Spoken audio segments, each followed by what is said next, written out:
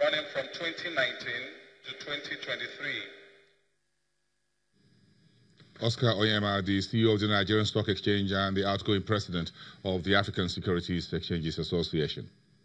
Let's cross over to the financial marketplace, FMDQ exchange place, where Adama Mbachu, who is the team lead in charge of FX dealing at Diamond Bank, is joining us for this conversation around the currencies market and Naira. Yesterday, the Naira gained the marketplace against the US at the I&E window. The volume of transactions on Friday was also above some notches above 200 million US dollars. It's a brand new week, the final trading week in November.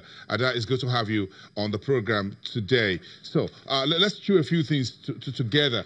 Talk to us about the recent central bank interventions and how the Naira has been performing alongside these steady interventions by the financial regulator. Thank you, Boston. Well, kudos to the central bank for their continuous intervention in the various facets of the FX market. This has actually contributed to the stability of the Naira. Like you mentioned, the Naira gained a bit of ground against the USD. But however, the Naira has also been experiencing a bit of pressure at the I&E market because of the reduced supply in that market, which is, centering around,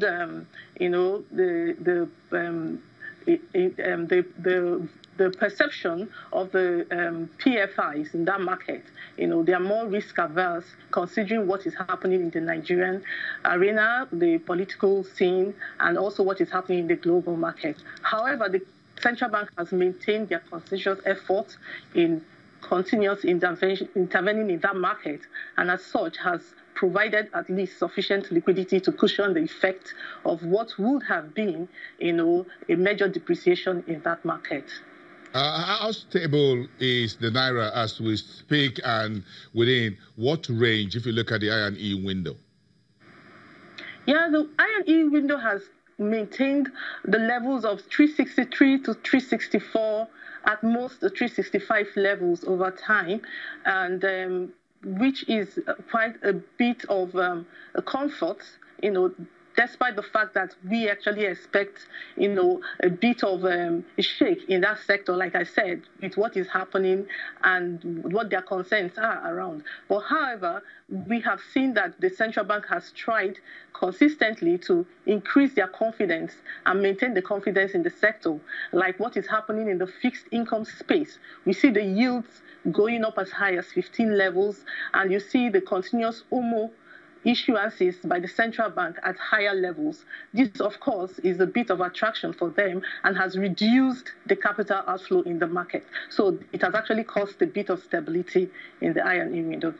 Are we looking at some pressure on the local currency here because there is a sell-off at the equities market and a bit of a sell-off also at the debt market? Do you think these are putting more pressure on the Naira at this point, even as we look at a very massive pre-election spending? Yes. Well, before the end of the year, we expect a bit of depreciation on the currency due to the sell-off, and also you have seen what we are facing in terms of decline in oil prices as well. But however, we see that the central bank is also bent on ensuring the stability of the Naira. And but how far can they go, considering the pressure, like you mentioned? You see the festive spending, you see the election coming up and all that. But I feel that they'll do more on ensuring that they maintain the confidence level of the I&E and reduce more of the capital flight in that market. That's very important. Thank you very much. It's a brand new market week for everyone. Thank you very much. It's a Tuesday. Adama Mbachu, thank you very much. Team lead in terms of foreign currency dealing at Diamond Bank, live to us from FMDQ Exchange Place in downtown Lagos. We're going downtown. Oh, sorry. Let's stay downtown, shall we? After the commercial break.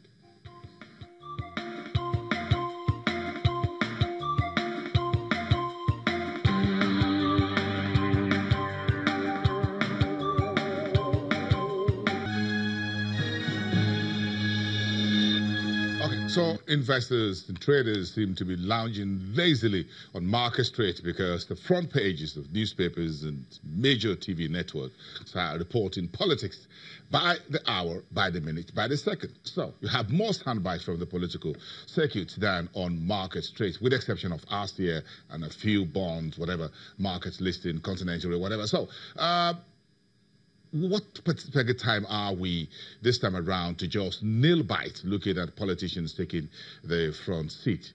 Wale Olusi is the acting team lead in terms of research at United Capital. United Capital, of course, is an investment bank. It's also listed on the Nigerian Stock Exchange. Wale Olusi is live to us from the Nigerian Stock Exchange trading floor.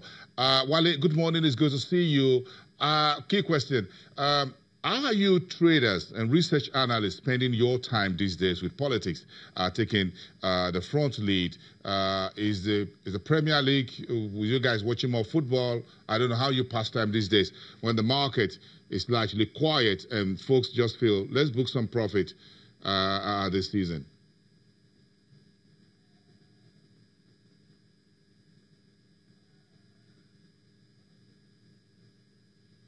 Wale? One of the most dominant issue all over the place, and it's interesting how people get really emotional when issues around the politics comes up. So for us, really, what we've been looking at is ahead of our outlook reports for the 2019 financial year, looking at documents from the key political gladiators, the parties, looking at what this means for the economy, what we think it will mean post the election period. Are we expecting more spending, less spending? Is it going to result in another positive financial year? Or what should we be expecting from investors and the likes of that, basically? Yes, so your next report at United Capital will take a look more, will do more on politics than any other thing in your outlook, trying to give some postulations for 2019. Ahead of that, what is the reading for the year so far, and what will likely be on your lookout for next year? Well, definitely for us, politics, we are very anxious of we are very expectant of what the outcome of the election will be, definitely. But beyond the election, we're also looking at, possible changes at the CBN, considering the fact that the CBN governor's tenure is probably going to be, over next year if he's not retained for a second term. Then we're also looking at structural issues post the election in the Nigerian economy.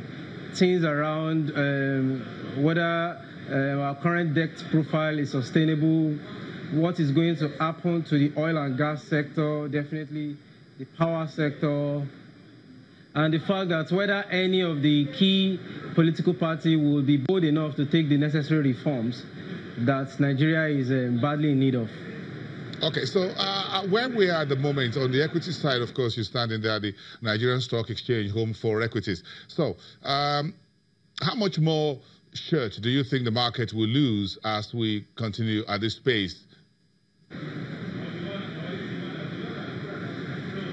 Okay, so that's an interesting question, and post this week, we're in the last month of the year, and we just finished a report to our top clients for the market in December.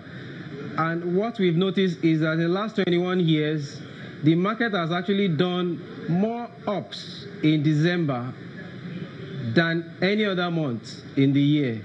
And it is the second best performing month on the average after May.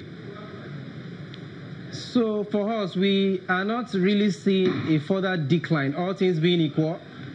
We are seeing the possibility of a likely December rally if we don't get any negative surprise in the oil space. Okay. Thank you very much, Wale Olusi. As soon as those reports are ready, let's get in touch once again and dive down into it. Thank you so much for spending a few minutes of your time to wrap up the program for us. The acting team lead in charge of research at United Capital. Let's leave it there for today, everyone. Let's get together tomorrow, Wednesday, and continue the program from here.